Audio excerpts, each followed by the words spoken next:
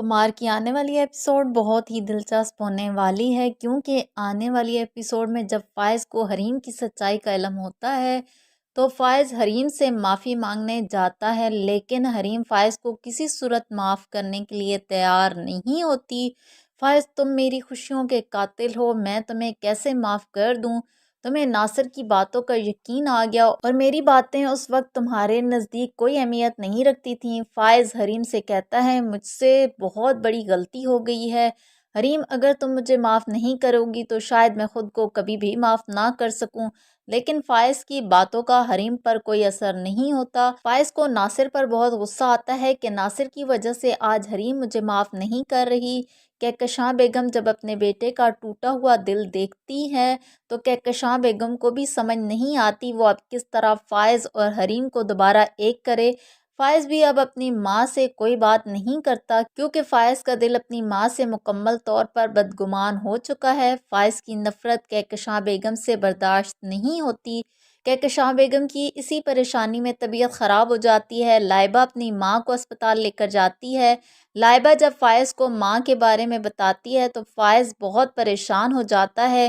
کہکشاں بیگم کو جب ہوش آتا ہے تو کہکشاں بیگم لائبہ سے کہتی ہے، حریم کو بلاؤ، میں حریم سے معافی مانگنا چاہتی ہوں۔ جب لائبہ حریم کو اپنی ماں کے بارے میں بتاتی ہے تو حریم کہکشاں بیگم کے پاس آ جاتی ہے۔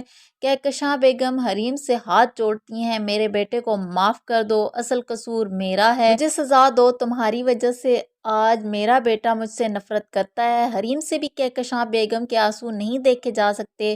حریم کہکشاں بیگم سے کہتی ہے، میں فائز کو اس بات کا احساس دلانا چاہتی تھی، جب اس نے مجھے الزام لگا کر گھر سے نکالا تھا تو مجھے کتنی تکلیف ہوئی تھی، میں چاہتی تھی فائز بھی وہی تکلیف محسوس کرے۔ لائبہ بہت خوش ہوتی ہے، حریم نے امی کو معاف کر دیا، اب جلد ہی فائز اور حریم بھی ایک ہو جائیں گے۔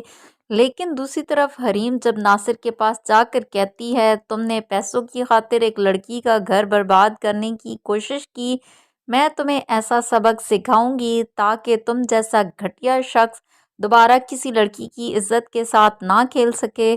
حریم ناصر سے کہتی ہے، میں نے تمہارے خلاف بلیک میل کرنے کا مقدمہ درج کرا دیا ہے، جلد ہی تم حوالات میں جاؤ گے تو تمہیں احساس ہوگا تمہاری وجہ سے میں نے کیا کچھ برداشت کیا۔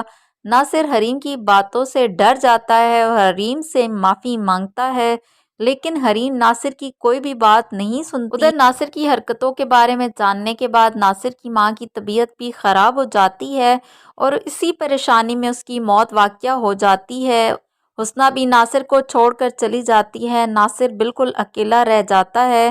ناصر کو حریم کی بددعائیں کہیں بھی چین کے ساتھ رہنے نہیں دیتی اور آخر میں ناصر خود کو ختم کرنے کی کوشش کرتا ہے، جبکہ دوسری طرف ذیل ہما کو بھی احساس ہو جاتا ہے کہ اس نے ہمیشہ مدثر کے ساتھ غلط کیا، مدثر نے ہمیشہ میری خواہش پوری کی، میں نے ہمیشہ مدثر کو برا ہی سمجھا۔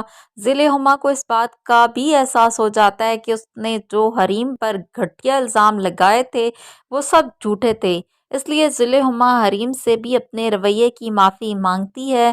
اگر میری وجہ سے آپ کو کوئی بھی تکلیف پہنچی تو پلیز مجھے معاف کر دیں۔